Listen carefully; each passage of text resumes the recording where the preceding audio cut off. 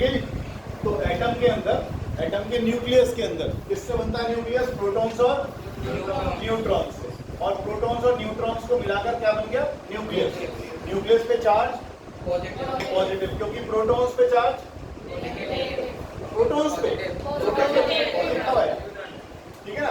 अब प्रोटॉन्स और न्यूट्रॉन्स किस फोर्स से अट्रैक्टेड है? Nuclear force. और nuclear force strongest force of nature है ना। इसमें चार्ज का कोई फर्क नहीं होता कि पॉजिटिव नेगेटिव कोई खींचेगा, नहीं। देखो आप, ये न्यूक्लियर फोर्स न्यूट्रॉन और न्यूट्रॉन के बीच में भी लगती है, प्रोटॉन और न्यूट्रॉन के बीच में भी लगती है, प्रोटॉन और प्रोटॉन के बीच में भी लगती है। तो ये न्यूक्लियर फोर्स चार्ज पर डिपेंड नहीं करती, सब में लगेगा। प्रोटॉन प्रोटॉन में भी लगेगी, प्रोटॉन मतलब इसके जितने भी कंस्टिट्यूएंट्स हैं, इसके जितने भी पार्टिकल्स हैं जिससे न्यूक्लियस बना है, वो सारे एक दूसरे को एक फोर्स ऑफ अट्रैक्शन से खींचते हैं। ठीक, उस फोर्स का नाम आपने बता दिया, न्यूक्लियर फोर्स। ठीक, अब इसके चारों तरफ अभी मैं बहुत रफ करा रहा हूँ, बहुत रॉ, अगले चैप्टर में करेंगे। सिर्फ इसलिए समझा रहा हूँ ताकि तुम्हें समझाता हूँ एटम और मॉलिक्यूल में डिफरेंस क्या होता है, केवल इतना। अब देखो, ये इलेक्ट्रॉन्स जो हैं, ये इसके बाहर शेल्स में चक्कर काटते रहते हैं। इलेक्ट्रॉन्स पे चार्ज, ये किससे अट्रैक्टेड है? पॉजिटिव चार्ज के न्यूक्लियस से। तो ये बंधे हुए हैं आपस में, ये बंधे हुए हैं। मैंने आपको बहुत दिन पहले सेंट्रीपिटल फोर्स बताई थी, याद है? कोई भी बॉडी अगर गोल गोल घूमती है तो उसको घूमने के लिए एक फोर्स की जरूरत होती है, उसे सेंट्रीपिटल फोर्स बोलते हैं। जैसे मान लीजिए मैंने धागा लिया, धागे में पत्थर बांध दिया और पत्थर बांध के मैं इसको घुमा रहा हूं, तो ये पत्थर किधर जाने की कोशिश करता है? ऐसे। देखो सर्कल पे अगर बार बार टच करती हुई एक लाइन जाएगी ना, तो इसको बोलते हैं टेंजेंट, इसे कहते हैं टेंजेंट। तो यहाँ पर वेलोसिटी की डायरेक्शन क्या है? ऐसी। यहाँ वेलोसिटी की डायरेक्शन क्या है? टेंजेंशियल। कैसी है? टेंजेंशियल। तो ये जाने की तो कोशिश कैसी कर रहा है? सीधी, लेकिन रस्सी बंधी हुई है। रस्सी कहेगी नहीं, वापस आ अंदर को, तो वो इधर को आएगा। फिर वो सीधा जाने की कोशिश करेगा, फिर रस्सी बंधी हुई है, वो कहेगी नहीं, अंदर को आ। तो रस्सी क्या कर रही है? इसको अंदर को खींच रही है। और जो फोर्स सेंटर की तरफ लगती है बॉडी को गोल गोल घुमाने की, उसे सेंट्रीपिटल। और फॉर्मूला याद रख देना, पहले भी बताया था मैंने आपको, mv²/r।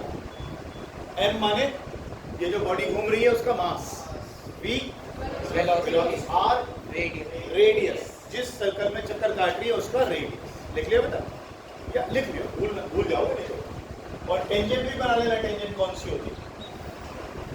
टेंजेंट भी बना लेना, सेंट्रीपिटल फोर्स। किसी भी बॉडी को गोल गोल घुमाने के लिए कौन सी फोर्स चाहिए? Centripetal force. Centripetal force. और सेंट्रीपिटल फोर्स बहुत तरीके से लग जाती है, उसके सोर्सेज बहुत हो सकते हैं। जैसे लिख लो क्या अभी? लिखो, जल्दी बनाओ। अब जरूरी नहीं है कि धागा ही बंधा हो सकता है धागा भी ना हो। देखो जरा, ये इलेक्ट्रॉन इस प्रोटॉन के साथ बंधा हुआ है, कौन सी फोर्स नाम बताई थी अभी? कौन सी फोर्स बताई थी? Electrostatic force. इलेक्ट्रोस्टैटिक फोर्स जो चार्जेस के बीच में लगती है। एक पॉजिटिव चार्ज एक नेगेटिव चार्ज को क्या करके रखता है? बांध के रखता है, अट्रैक्शन की तरफ। अब इसमें भी तो कोई ना कोई फोर्स होगी जो इसको बांध के रख रही होगी अंदर। देखो एक बात सुनो, सिंपल सोचो, क्या ये इलेक्ट्रॉन गोल गोल चक्कर काट रहा है? हाँ काट रहा है। गोल गोल चक्कर काटेगा तो क्या जरूर मिलेगी? Centripetal force. सेंट्रीपिटल फोर्स जरूर मिलेगी। अब कौन दे रहा है सेंट्रीपिटल फोर्स? यहां पर जो सेंट्रीपिटल फोर्स है उसे कौन प्रोवाइड कर रहा है? Electrostatic force. क्या ये इलेक्ट्रॉन अंदर की तरफ बंधा हुआ है? बंधा हुआ है कि नहीं बंधा हुआ है? कौन सी फोर्स से बंधा हुआ है? इलेक्ट्रोस्टैटिक फोर्स से। दो चार्जेस के बीच में लग रही है।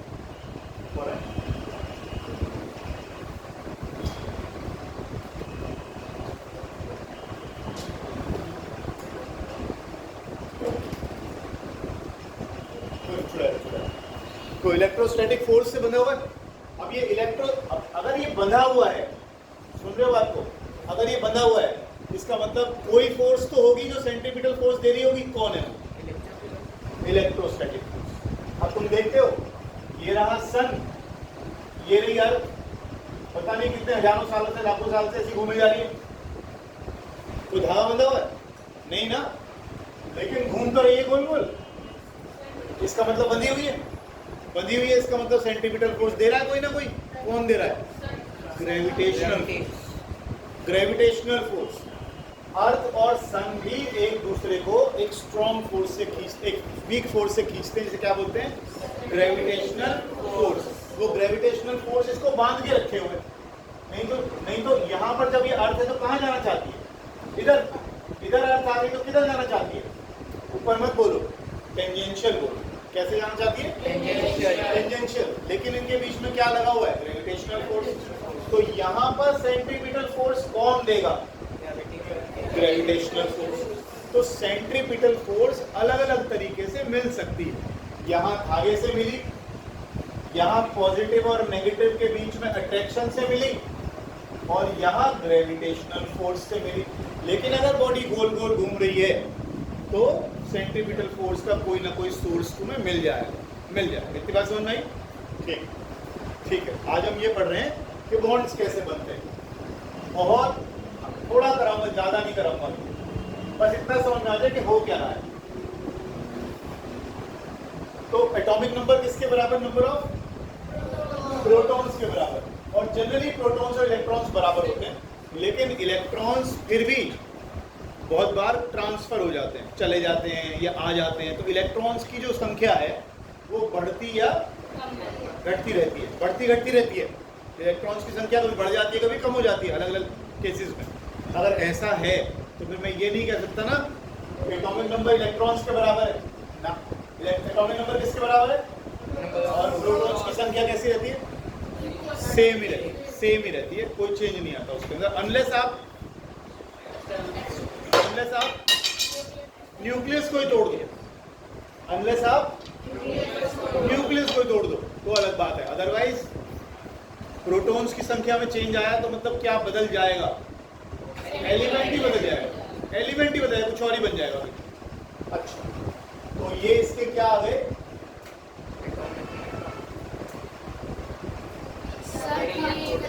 HEB, सॉरी मैं वही सोच रहा था, मैच नहीं कर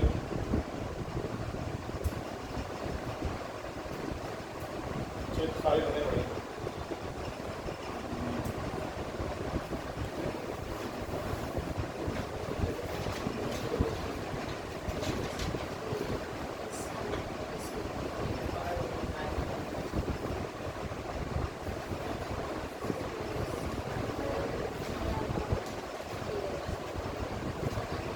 ये क्या लिख रहा हूं मैं? एटॉमिक नंबर किसके बराबर? Number of protons. और number of proton normally in neutral atom किसके बराबर होते हैं? आपने अभी क्या बोला? नंबर ऑफ प्रोटॉन्स और नंबर ऑफ इलेक्ट्रॉन्स कैसे होते हैं? बराबर होते हैं। प्रोटॉन्स पे चार्ज क्या होता है? इलेक्ट्रॉन्स पे। अब अगर किसी एटम के अंदर, किसी के, सभी के अंदर प्रोटॉन्स और इलेक्ट्रॉन्स कैसे होते हैं? बराबर। तो जितना पॉजिटिव चार्ज है उतना नेगेटिव चार्ज, अगर जितना पॉजिटिव है उतना नेगेटिव है तो न्यूट्रलाइज हो गया ना, पॉजिटिव चार्ज रहा ना नेगेटिव। तो atom as a whole is neutral. हालांकि न्यूक्लियस पे क्या चार्ज था? पॉजिटिव। एटम पे क्या चार्ज है? एटम पे क्या चार्ज है? न्यूट्रल। एटम पे चार्ज ही नहीं है, क्योंकि जितना पॉजिटिव चार्ज के प्रोटॉन्स है उतने क्या है? नेगेटिव चार्ज के इलेक्ट्रॉन्स। ठीक है जी, इतनी बात समझ आ रही है? लिखा नहीं पर छोड़ो नहीं कोई भी चीज।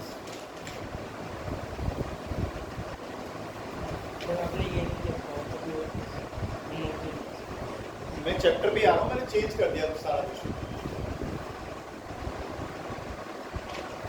चैप्टर बेटा 2 दिन का गेम होता है मेरे लिए। मुझे चैप्टर नहीं पढ़ाना, मुझे 9th क्लास करानी है। मुझे तुम्हें कॉन्सेप्ट समझाने के, तुम्हें दिमाग में अगर एटम बोलता हूँ तुम्हारे पिक्चर बन जाए, वही कहानी गानी है बस। ठीक है, नहीं हो गया? एटम इज न्यूट्रल, क्योंकि जितने प्रोटॉन्स हैं उतने इलेक्ट्रॉन्स। ठीक है, अभी कुछ चीजों में डिफरेंसेस आएंगे, मैं अभी ले नहीं रहा हूँ उनको, बहुत सिंपल तरीके से चीज़ों को समझा रहा हूँ। जैसे कुछ वो आएंगे बदलाव बता। तो एटॉमिक नंबर किसके बराबर नंबर ऑफ प्रोटॉन्स, और प्रोटॉन्स सेम रहते हैं, संख्या बदलती नहीं है उसकी, है ना। अच्छा सुनिएगा आप, देखो दो रूल याद रखना। इलेक्ट्रॉन्स कहाँ चक्कर काट रहे हैं? बाहर शेल्स में। क्या बोलते हैं उनको कहते हैं शेल्स, उन्हें कहते हैं एनर्जी शेल। क्या कहते हैं? ये पॉजिटिव चार्ज का न्यूक्लियस आ गया और इसके चारों तरफ इलेक्ट्रॉन्स चक्कर काटते रहते हैं, इसके चारों तरफ इलेक्ट्रॉन्स ऐसे चक्कर काटते रहते हैं, ठीक है। क्यों चक्कर काट रहे हैं? क्योंकि सेंट्रीपिटल फोर्स मिल रही है। कौन दे रहा है? उधर से निकल के यहाँ हो, उधर से निकल के यहाँ हो। हाँ नींद आ जाएगी वहाँ पे, इधर आ जाओ, इधर आ जाओ, माता जी की याद आ गई है। हाँ शाबाश बेटा, अंदर जाओ, खिड़की वाली सीट, बढ़िया, बैठ जाओ। एंड बी अलर्ट, ध्यान रखें प्लीज। अब देखो ये maximum number of electrons in any shell कितना होता है? It is given by the formula 2n square. n क्या है? शेल का नंबर। ये पहली शेल, ये दूसरी शेल, ये तीसरी शेल, ऐसे ये चौथी शेल। इलेक्ट्रॉन्स अलग अलग शेल्स में मिल जाते हैं, ठीक है। डिटेल में मैं इस चैप्टर को अगले वाले चैप्टर में कराऊंगा, अभी सिर्फ इतना करा रहा हूँ कि तुम्हें मोटा मोटा समझ में आ जाएगा क्या कर रहे हैं, है ना। अब मान लो मैं पहली शेल की बात करता हूँ, तो यहाँ पर n की जगह 1 डालो, तो मैक्सिमम इलेक्ट्रॉन्स कितने आएंगे इसमें? ये मैक्सिमम है, कम तो एक भी हो सकता है, कम तो एक भी हो सकता है। दूसरी शेल में आओ,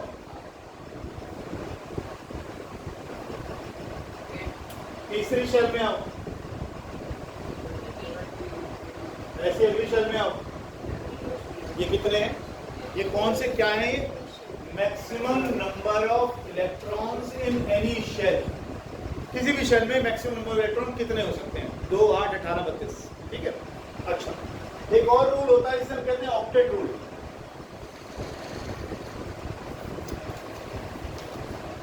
देयर कैन बी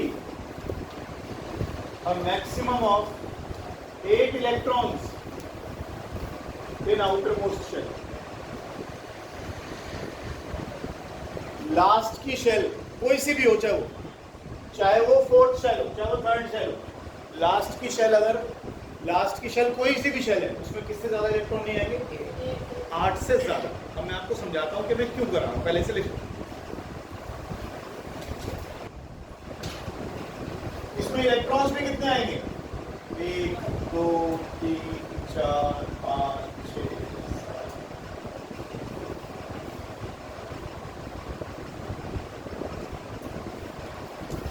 ये मत करो, तुम्हें पता है,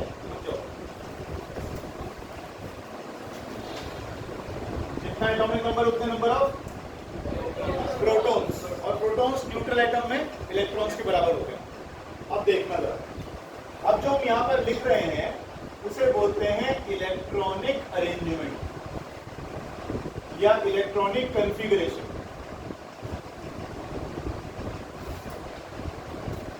इलेक्ट्रॉनिक कॉन्फ़िगरेशन का मतलब हो गया कि एटम के अंदर इलेक्ट्रॉन्स किस तरीके से जुड़े हुए, कहाँ कहाँ कितने कितने इलेक्ट्रॉन्स। अब ये हाइड्रोजन है, hydrogen is the lightest element, सबसे हल्का है। हाइड्रोजन कैसा है? Lightest element. कितने एटम, कितने प्रोटॉन है? कौन सी शेल में घूमेगा? पहली में घूमेगा, और एक ही है, तो इसकी इलेक्ट्रॉनिक अरेंजमेंट आई 1। ठीक ठीक, यहाँ तक। दूसरा है हीलियम, इसके पास कितने हैं? 2। तो पहली शेल में कितने भर गए? दूसरा जरा देखना, n = जब 1 लिखा था तो कितने इलेक्ट्रॉन आए थे? 2। पहली शेल में कितने मैक्सिमम आ सकते हैं? 2। अब जब मैं लिथियम को लिखूंगा तो इसमें क्या लिखूं? 3 नहीं, 3 क्या लिखूं? 2 + 1। बहुत बढ़िया, यानी पहली शेल में कितने भर दूं? और देखो जरा, पढ़ो उसको, ऐसे ऐसे मत फेंको लंबी लंबी, समझ में आ ही रहा है उसका। 2 और 3 4 5। लास्ट की शेल में मैक्सिमम कितने हो सकते हैं? 8, है ना। पहली शेल में मैक्सिमम कितने हो सकते हैं? 2। इसमें 2 इलेक्ट्रॉन आ गए तो ये शेल पूरी हो गई। क्या हो गई? ये शेल भर गई, ये शेल भर गई, आया ना? जब ये शेल भर गई तो now it can not accommodate more electrons. अब ये और इलेक्ट्रॉन्स को अपने साथ नहीं रख सकती, तो वो तीसरा इलेक्ट्रॉन कहाँ जाएगा? तो अगली शेल में चला जाएगा। तो इसकी इलेक्ट्रॉनिक कॉन्फ़िगरेशन क्या बनेगी? 2,1, यानी पॉजिटिव चार्ज का न्यूक्लियस और पहली शेल में कितने इलेक्ट्रॉन आ चुके? 2, ये भर गई। आपने n = 1 लिख के क्या लिखा था? मैक्सिमम कितने आएंगे पहली शेल में? 2। मैक्सिमम इलेक्ट्रॉन पहली शेल में कितने? 2। तो 2 आते ही वो भर गई, 2 आते ही वो। अब तीसरा इलेक्ट्रॉन कहाँ जाएगा? अब वो यहाँ आ गया। दूसरी शेल कब भरेगी? जब उसमें 2 हो जाएंगे दूसरी शेल में। Very good. जब दूसरी शेल में कितने हो जाएंगे? पढ़ के देख। जब दूसरी शेल में 8 हो जाएंगे, तो इसका मतलब अभी दूसरी शेल तो भरी नहीं है।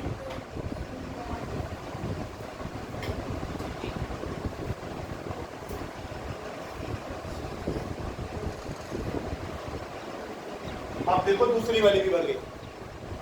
पहली शेल में कितने मैक्सिमम? दूसरी वाली में कितने मैक्सिमम? 8। तो पहली भी भर गई और दूसरी भी। आया ना? आया ना? अब जो अगला 11वां इलेक्ट्रॉन आएगा वो अगले वाले में। पहली किससे भरी? 2 से। अगली किससे भरी? 8 से। अब जो 11वां इलेक्ट्रॉन आएगा वो एक और शेल बनेगी आगे, वो उसमें घूमेगा। तो 2,8, इसमें कितने हो सकते हैं? 18।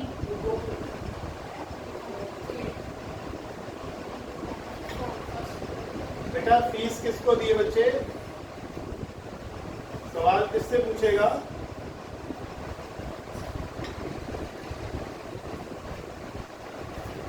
अब एक बात सुनो, या तक तुम्हें क्या समझ में आ गया हो? तीसरी शेल में मैक्सिमम कितने हो सकते हैं? 18। लेकिन उसके ऊपर एक रूल और लिखा था आपने, अगर कोई लास्ट शेल है, अगर मैं यहां ये लिख देता हूं 289 और यहां लिख देता हूं 2810, तो आपका दूसरा रूल गलत हो जाएगा। ऑक्टेट रूल क्या कहता है? लास्ट की शेल में 8 से ज्यादा इलेक्ट्रॉन नहीं होते। और जरा आखिरी के 2 को देखना, पोटेशियम और कैल्शियम को उधर उधर उधर उधर उधर। लास्ट की शेल में कितने आने हैं? 9 और 10। ऑक्टेट रूल कह रहा है लास्ट में कितने हो सकते हैं? 8। तो गलत हो गया मामला। तो यहाँ पर क्या होता है, इसकी डिटेलिंग सब बाद में करूंगा, शेल्स की ओवरलैपिंग वगैरह सब। तो 2881 और 288 इसे कहते हैं इलेक्ट्रॉनिक अरेंजमेंट, कि शेल्स में इलेक्ट्रॉन्स किस तरीके से अरेंज्ड हैं। हाँ जी, कुछ नहीं समझना स्टोरी। अभी केवल मैंने इसमें ऑक्टेट रूल लगाया। अगर मैं 289 लगाऊंगा तो ऑक्टेट रूल क्या कहता है? लास्ट की शेल में कितने होने चाहिए? 8। तो गड़बड़ हो जाएगा फिर 289। ठीक है ना? तो अभी क्या होगा, तीसरी शेल में 8 भर के और अगला इलेक्ट्रॉन अगली शेल में कूद जाएगा 288। ठीक है ना? अभी इसमें और डिटेल से थोड़ा सा ही बताया, मैंने बहुत मोटा मोटा बताया। सिर्फ अभी मैं सिर्फ ये समझाना चाह रहा हूँ कि इलेक्ट्रॉन्स अरेंज कैसे होते हैं। सारी डिटेल्स इसकी अगले चैप्टर में आएंगी, जब मैं आपको पीरियोडिक टेबल समझाऊंगा। है नहीं सिलेबस में आपका, लेकिन कराऊंगा। अभी आपको समझ में आएंगी चीजें अच्छे से। पीरियोडिक टेबल अब कोर्स में नहीं है आपके। ये बात समझ में आ गई कि नहीं आ गई? आ गई? अच्छा, अब आता है वैलेंस इलेक्ट्रॉन्स, बड़े इंपॉर्टेंट। ये क्या होते हैं? Electrons in last shell. Last shell में जो इलेक्ट्रॉन्स हैं उन्हें क्या बोलते हैं? Valence electrons. इसके पास तो गरीब के पास एक ही है, एक ही हो गया। इसके पास कितने? इसकी लास्ट की शेल में कितने इलेक्ट्रॉन है? सही कह रहा हूं? तो मैं कर लूंगा, गिनती आती हूँ।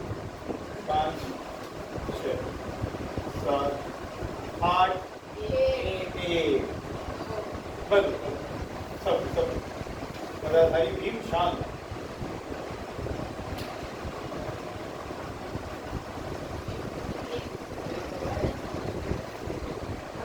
ठीक है,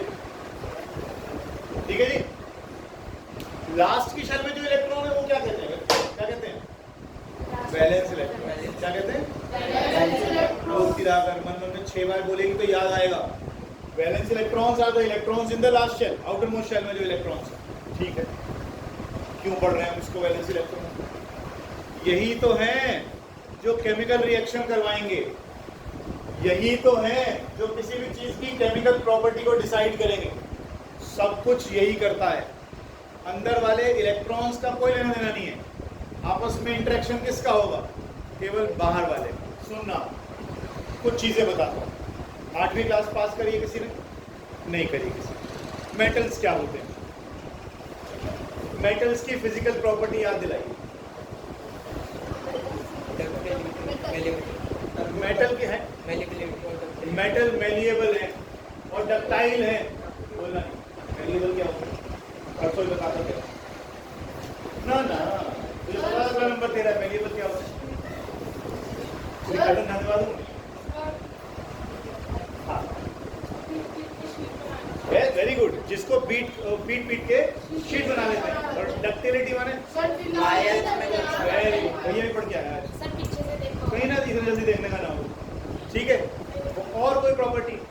मेटल्स आवाज करते हैं, सोनरस होते हैं, गुड कंडक्टर होते हैं इलेक्ट्रिसिटी के, गुड कंडक्टर होते हैं हीट के। गुड कंडक्टर का मतलब क्या है? ये एल्यूमिनियम ले गया मैंने और इसको मैंने फ्लेम के ऊपर रख दिया। थोड़ी देर में मेरे हाथ में जलन होगी कि नहीं होगी? क्योंकि यहाँ से हीट आते आते आते आते मेरे हाथ तक आ जाएगी। इसका मतलब ये गुड कंडक्टर है। लेकिन अगर मैं लकड़ी को ऐसे रखूंगा तो जल जाएगी। मतलब मेरे पास तक हीट नहीं आएगी, मेरे पास तक हीट नहीं आएगी।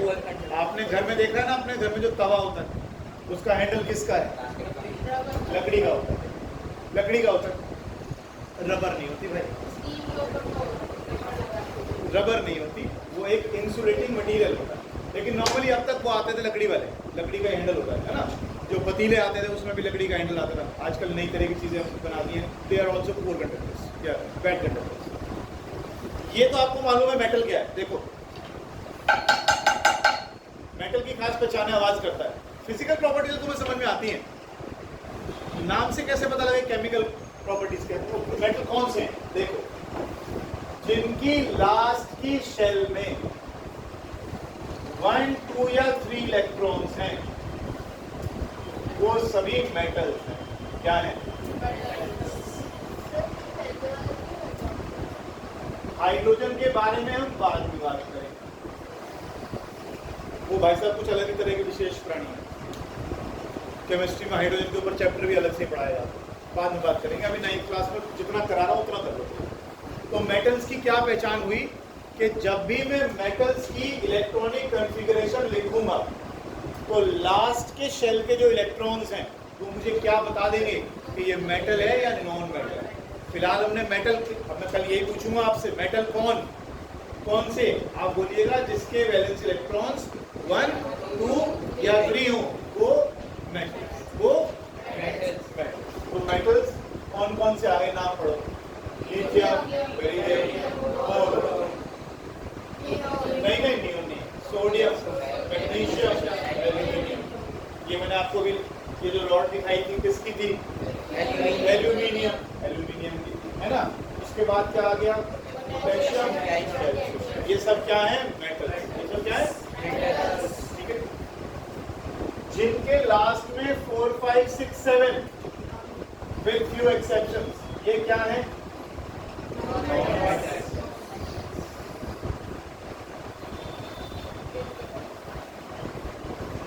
अभी मैं 8 के बारे में बता नहीं रहा हूँ, कुछ नहीं कर रहा हूँ, लेकिन फिलहाल छोड़ दे। अभी फिलहाल मेटल नॉन मेटल में इतना कोई बांट लो। मतलब जिनके पास 1, 2, 3 लास्ट की शेल में इलेक्ट्रॉन वो मेटल है, जिनके पास 4, 5, 6, 7 कितना आसान है याद करना। जिनकी लास्ट की शेल भर गई इन्हें कहते हैं नोबल गैस या इनर्ट गैस। ये देखो, इनर्ट गैस, ये देखो, इनर्ट गैस। इनर्ट गैस के बारे में क्या खास बात है? They do not take part in any chemical reaction. They do not take part in any chemical reaction.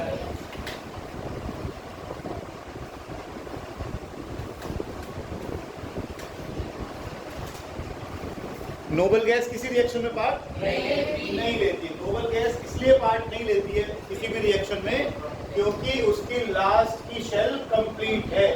जितने इलेक्ट्रॉन चाहिए होते उतने उनके पास होते। समझ में आ रही है बात? ये जो करा है सारा लिख लिया, ये चार्ट बना लिया। अब तो रिकॉर्डिंग मिल जाएगी, कोई दिक्कत नहीं है। अगर तो छूट भी जाए तो बना लेना। इलेक्ट्रॉन होने चाहिए 8। अब इनके पास इलेक्ट्रॉन कितने कितने हैं?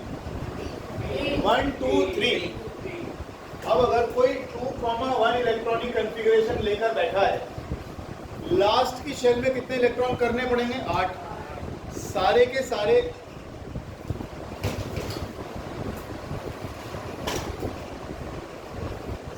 सारे जो एलिमेंट्स है ना, वो कोशिश करते हैं कि हमारी कॉन्फ़िगरेशन कैसी हो जाए, नोबल गैस जैसी हो जाए। वो क्या कोशिश करते हैं कि हमारी कॉन्फ़िगरेशन, जैसे भी हम डिस्कस कर रहे थे, सबके पास 100 करोड़ आ जाए। यही बात हुई। फिर सबके पास लास्ट की शेल में 8 इलेक्ट्रॉन आ जाए, फिर तो पंगा ही कुछ नहीं है। फिर किसी केमिकल रिएक्शन में पार्ट क्यों लेंगे हम? सही बात है ना? तो ये भी वही कोशिश कर रहे हैं, सारे ही वही कोशिश कर रहे हैं कि हमारी कॉन्फ़िगरेशन किस जैसी हो जाए? नोबल गैस जैसी हो जाए। लास्ट की शेल में 8 इलेक्ट्रॉन आ जाए, नोबल गैस जैसा बन जाए। कोशिश यही हो रही है। नोबल गैस कैसी है? नोबल गैसेस क्या है? स्टेबल है, क्योंकि वो किसी रिएक्शन में पार्ट ही नहीं लेती, इसीलिए स्टेबल है। या स्टेबल है इसलिए रिएक्शन में पार्ट नहीं लेती, क्योंकि उनकी लास्ट की शेल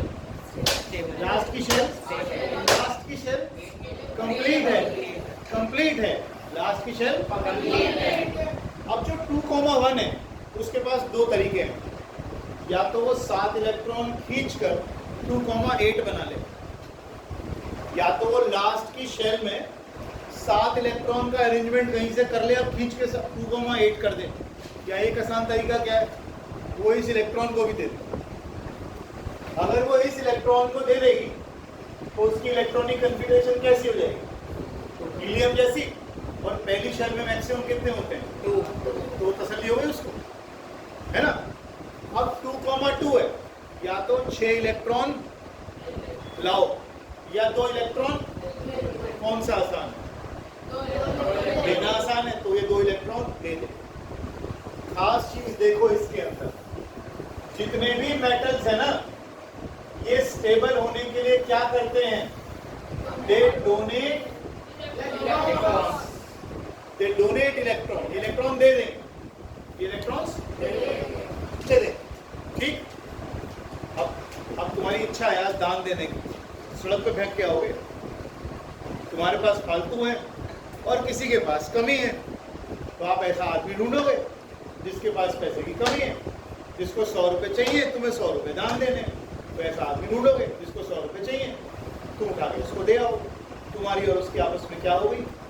वेरी गुड, बहुत अच्छा शब्द बोला। बॉन्डिंग हो गई आपस में, बॉन्डिंग हो गई आपस में, एक दोस्ती बन गई। भाई मैंने दिया, कल को मिलेगा तो आपको राम राम भी करेगा, बहुत दिन पैसे दिए, है ना? तो ये जितने भी मेटल्स है, ये इलेक्ट्रॉन्स क्या करेंगे? किसको करेंगे? इसकी बात नहीं, अरे किसको देंगे? जिसको जरूरत होगी। एक सिंपल एग्जांपल लेता हूँ। इसके पास एक फालतू है, इसके पास एक कम है। आपस में अगर ये दोस्ती कर लें और ये अपना एक इलेक्ट्रॉन इसको दे दे, तो दोनों की तसल्ली हो जाएगी। जो एक दे देगा उसके पास सिर्फ क्या रहेगा? 2।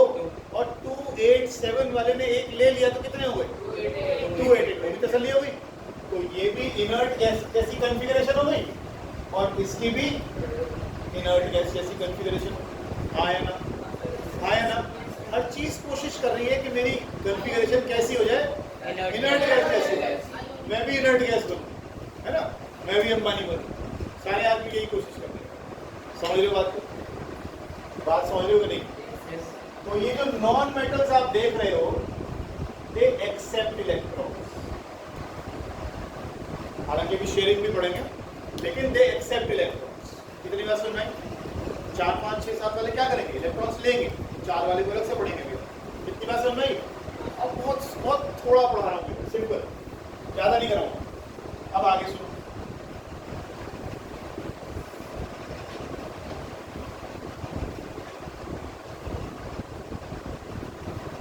मेटल्स क्या करते हैं?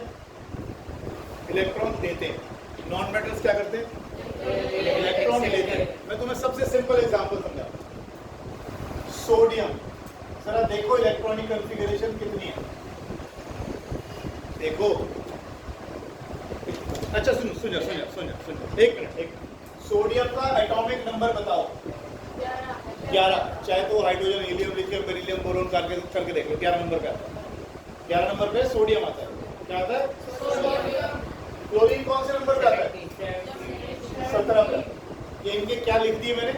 Atomic number. बहुत बढ़िया, एटॉमिक नंबर। राइट, आ रही है?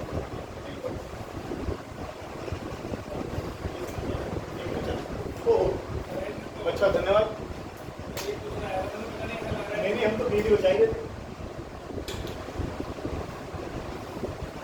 वैसे आज कंफर्टेबल है, कोई दिक्कत नहीं।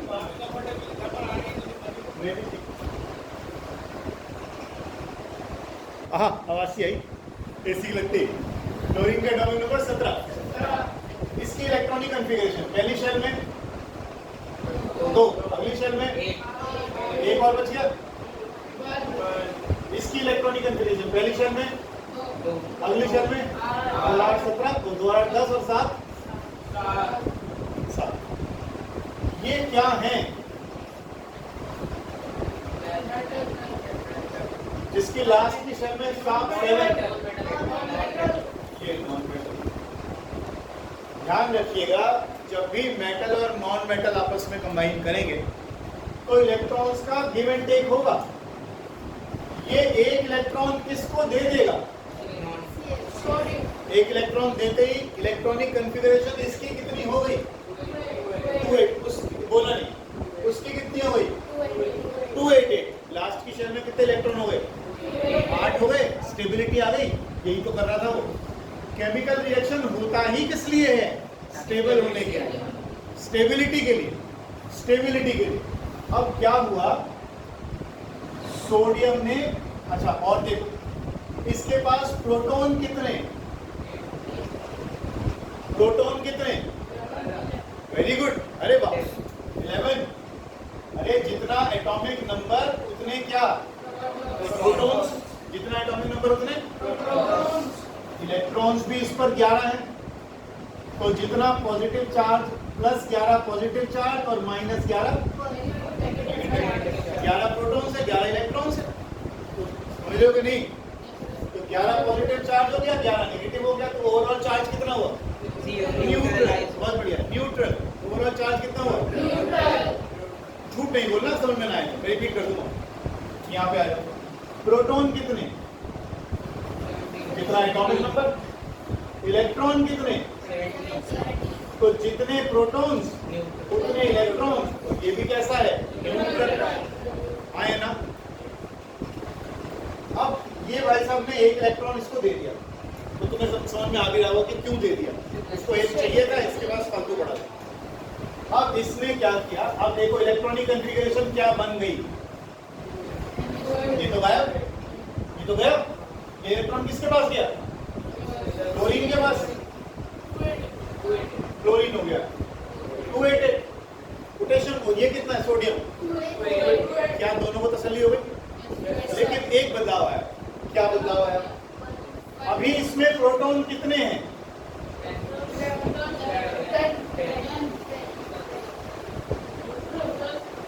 प्रोटॉन कितने? बेटा प्रोटॉन होता तुम्हारा एडमिशन नंबर कभी बदला? तो फिर कैसे सोच रहे हो? तुम्हारा जितना एटॉमिक नंबर उतने प्रोटॉन। प्रोटॉन कभी कम या ज्यादा नहीं होंगे। बोलो। नहीं होंगे। जब तक न्यूक्लियस ही ना टूट जाए प्रोटॉन कम ज्यादा नहीं होते। तो प्रोटॉन तो भूल जाओ। प्रोटॉन का जितना एटॉमिक नंबर है उतने ही रहने वाले। प्रोटॉन कितने? इलेक्ट्रॉन कितने? यस। इलेक्ट्रॉन कितने? 11 थे, एक दे दिया। तो 10 रहे। अब एक चीज देखो, पॉजिटिव चार्ज कितना और नेगेटिव चार्ज कितना, ओवरऑल चार्ज कितना, पॉजिटिव कितना, positive, yes, positive 1, overall charge कितना, तो इसके सिर पर लगा दो उस पॉजिटिव, इसके सिर पर लगा दो उस पॉजिटिव को, ध्यान रखना। ये क्या है, ये सोडियम का एटम है, और ये क्या है, सोडियम का, इसे कहते हैं आयन। जब एटम के ऊपर चार्ज आ जाए तो उसके कहते हैं आयन, ठीक है, ठीक है। इसने एक इलेक्ट्रॉन, प्रोटॉन कितने इसके पास, बोलो, प्रोटॉन कितने, बहुत बढ़िया, बहुत ही बढ़िया। इलेक्ट्रॉन बताओ,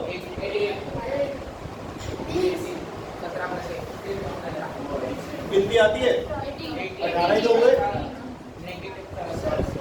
तो प्लस चार्ज कितना 70, माइनस चार्ज कितना, ओवरऑल चार्ज, इसके सिर पर क्या आ गया, माइनस बना दो। अब ये भी क्या बन गया, क्लोरीन का, ठीक है। मैं ज्यादा वर्ड टर्मिनोलॉजी अभी बता नहीं रहा हूँ, कैटायन एनायन बनेंगे, कैटायन एनायन, लेकिन अभी छोड़ दो। दोनों क्या बन गए, आयन, क्या बन गए, आयन। तो ये पॉजिटिव चार्ज का आयन, ये नेगेटिव चार्ज है। अब पॉजिटिव और नेगेटिव तो एक दूसरे को क्या कर लेते हैं, अट्रैक्ट कर लेते हैं। तो इन दोनों के बीच में एक अट्रैक्शन पैदा हो गई, उसे हमने बोला बॉन्ड। कौन सा बॉन्ड, आयन बने ना, आयोनिक बॉन्ड। कौन सा बॉन्ड, आयोनिक बॉन्ड। अब आयोनिक बॉन्ड अगर मैं कल पूछूंगा तो क्या बताओगे, कैसे बना था, इलेक्ट्रॉन्स के लेने और देने, एक्सचेंज से, एक्सचेंज ऑफ इलेक्ट्रॉन्स से कौन सा बॉन्ड बना, और आयोनिक बॉन्ड में आयंस बनते हैं। आयन क्या होते हैं, चार्ज्ड एटम्स, चार्ज्ड आयंस क्या होते हैं, charged atoms, charged atoms are called ions. और अब आयंस के बीच में क्या हो गया, फोर्स ऑफ अट्रैक्शन पैदा हो गई, बॉन्ड बन गया, और इस बॉन्ड का नाम आयोनिक। एक ही एग्जांपल कराऊंगा बस, अगले चैप्टर में कराऊंगा डिटेल सारी इसकी। वो आ रहा है, आने दो जिसका भी फोन, हमें रिकॉर्डिंग कट जाएगी।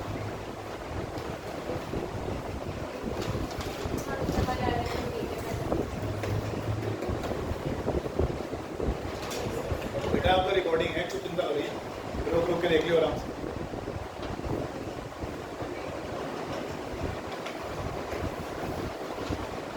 अरे हुआ,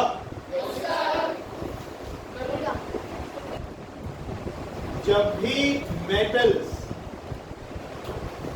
और नॉन मेटल्स रिएक्ट करेंगे तो कौन सा बॉन्ड बनेगा,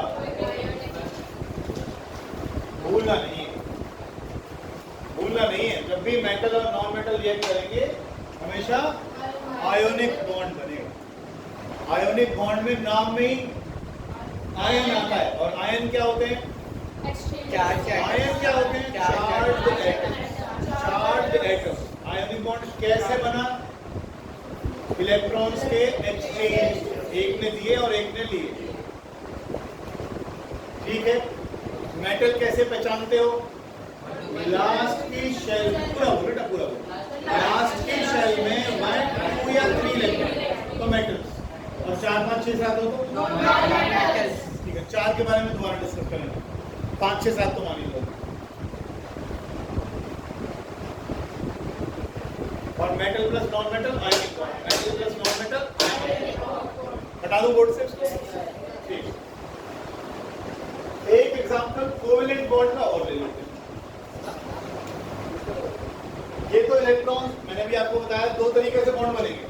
एक बार तो इलेक्ट्रॉन्स का एक्सचेंज होगा, एक बार क्या हुआ था, शेयरिंग। शेयरिंग देखो जरा, ऑक्सीजन, ये ऑक्सीजन का एक एटॉमिक नंबर बताओ, 8। इलेक्ट्रॉनिक कॉन्फ़िगरेशन बोलेगा नहीं कोई, ये बताएंगे नया शब्द इलेक्ट्रॉनिक कॉन्फ़िगरेशन बोलो।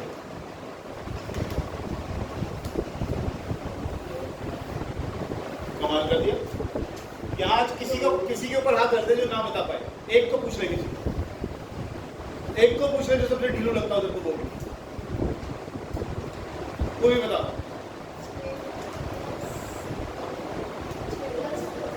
6+2 2+6 क्या होता है? 2+6 क्या होता है? तभी ठीक नहीं है, पापा की याद आ रही है। अब तो 2 महीने वाला है 2,6। अब ये मेटल है कि नॉन मेटल? Non metal. आज गौरव बहुत अलर्ट, अच्छा लग रहा बड़ा। 2,6 नॉन मेटल है, नॉन मेटल है।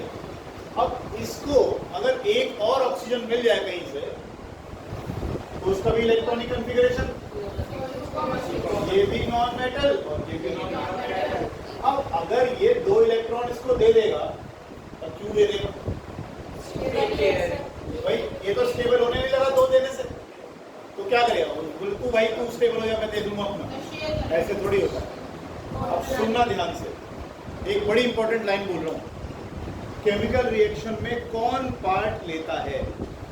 Valence electrons. ध्यान रखिएगा, वैलेंस इलेक्ट्रॉन्स ही केमिकल रिएक्शन में पार्ट लेते हैं। जैसे हमने लिखा 2,881 क्या है? कौन सा था? Potassium 19 number. क्या था? पोटेशियम 19 नंबर पे। अब ये नहीं पार्ट लेंगे केमिकल रिएक्शन में, इनसे कोई लेना देना नहीं है। केमिकल रिएक्शन में कौन पार्ट लेगा? ये आखिरी का एक इलेक्ट्रॉन, यही लेगा केमिकल रिएक्शन में पार्ट। और जो केमिकल रिएक्शन में पार्ट लेता है वही डिसाइड करता है प्रॉपर्टी कैसी होगी। ठीक है जी? कहीं लाइन, बड़ी इंपॉर्टेंट लाइन लिख दो, it is the number of valence electrons, it is the number of valence electrons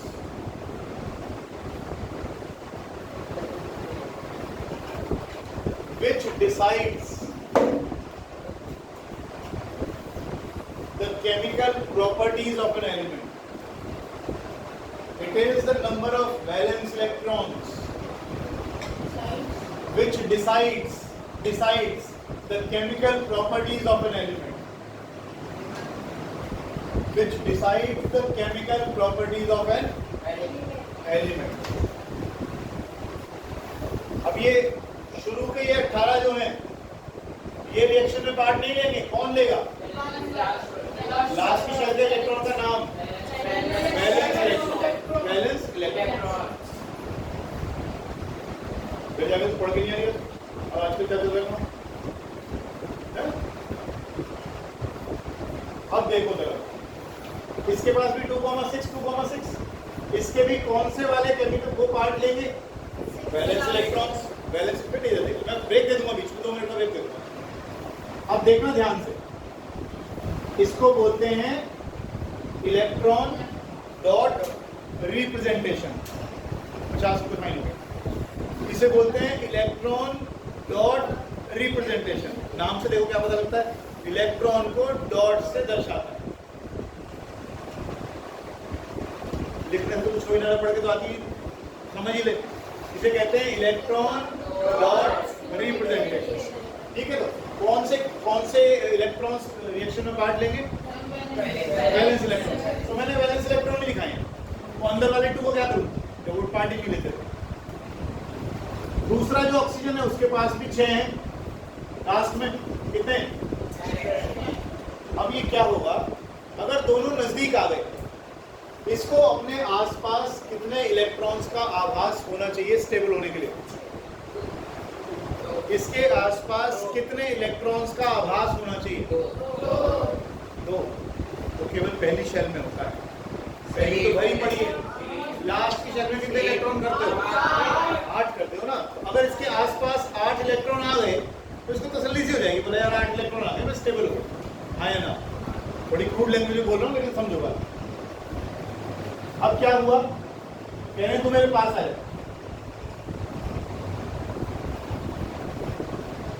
वो इसके नजदीक आ गया।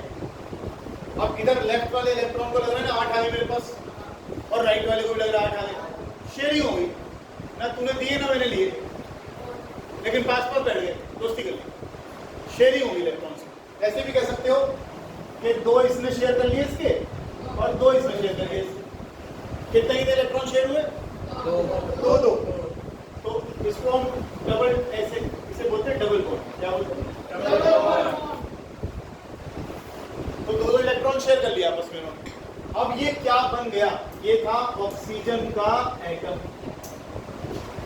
ये था ऑक्सीजन का एटम, और अब ये बन गया ऑक्सीजन का वेरी गुड। कल में तो वैसे समझाया जा रहा था मॉलिक्यूल क्या होते हैं, it is a chemical, they are made by chemical combination of atoms. कल लैंग्वेज पढ़ रहे थे ना, असल में केमिकल कॉम्बिनेशन इसे क्या, इलेक्ट्रॉन्स का एक्सचेंज या इलेक्ट्रॉन्स की शेयरिंग। तो हमने एक एक्सचेंज का भी कर लिया पिछला वाला एग्जाम्पल में, अभी थोड़ा ही करा था, जब चैप्टर करेंगे जब करेंगे।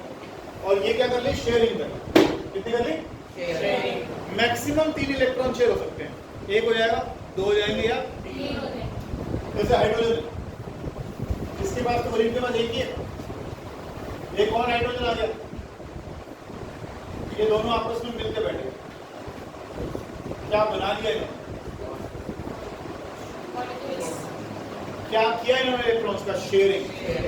जब शेयरिंग होती है तो कौन सा बॉन्ड बनता है?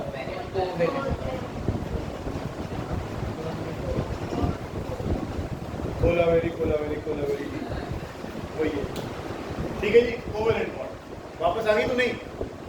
ठीक है, यहीं से पहुंच गई नीदरलैंड, सीधे बीच में कहीं रुकी, आधे घंटे से देख रहा हूँ तो उनको समझ में नहीं आ रहा, और तू हाँ ना भी नहीं कर रही है, और तू मेरा फोन भी यूज नहीं करती। पापा कह रहे थे अगर कहीं जाना होता है तो फोन भी नहीं मांगती है। मेरे अंदर बुराई निकालनी हो तो तू निकाल लेती है ना, लेकिन तेरे को फोन यूज करने में नहीं हुआ। मेरी झड़ मारनी होती है ना 2 मिनट में, कहीं कुछ गड़बड़ कर दिया मैंने, फट से एकदम पॉइंट मारेगी। शर्माना किस लिए है? अब्बू बराबर हूँ तुम्हारे में, अब्बू भी 6 महीने छोटे होंगे तुम्हारे। हो गया जी H2? एक और कराता हूँ, 3 बार जल्दी करो यार।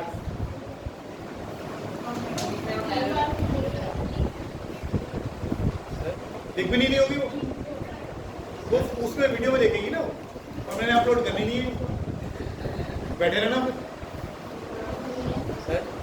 तो पहले बताते वो स्विमिंग आई भी नहीं आई। आगे कोवेलेंट बॉन्ड में क्या हो गया?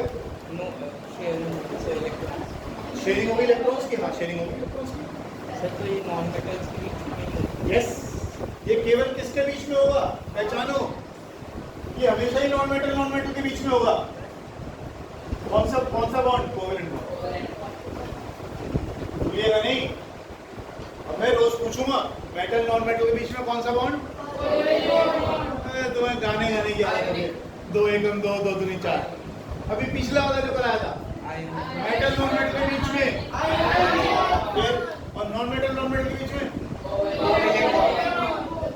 बोलते भी नहीं हो यार। दोबारा बोला तो बोल, नॉन मेटल के बीच में आयन इम्पोर्टेंट, नॉन मेटल के बीच में कोवेलेंट।